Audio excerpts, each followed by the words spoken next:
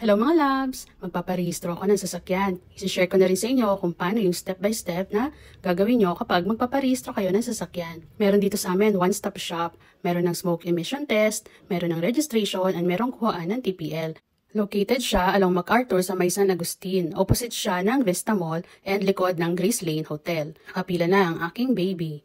So, dinrive ko lang siya papasok, tapos kinuha na nila yung susi and sila na yung magpo-proceed sa pila. Iti-test na rin nila at the same time. Ito nga pala yung mga step-by-steps na pwede nyong sundan kapag magpaparehistro kayo. Noong una, bala ko sana magbayad na lang ng mga naglalakad ng registration. Kasi nga, alam niyo naman, medyo may kasipagan akong lumabas. Tamad na tamad ako sa mga ganitong klase ng mga errands, naisip ko rin na sayang naman kasi additional 1,000. So ako na lang yung nagparehistro. Last year, nag-start ako magparehistro ng sasakyan and nakita ko dito wala namang gaanong tao and wala namang gaanong pila. Kaya this year, ako na ulit ang nagparehistro. So yan yung office para sa registration. So after kong ipila yung sasakyan, pinapunta ako sa cashier. Ito yung cashier and kailangan ko munang bayaran yung smoke emission test fee which is 950. Pagpasok ko pa lang, 950 na kagad.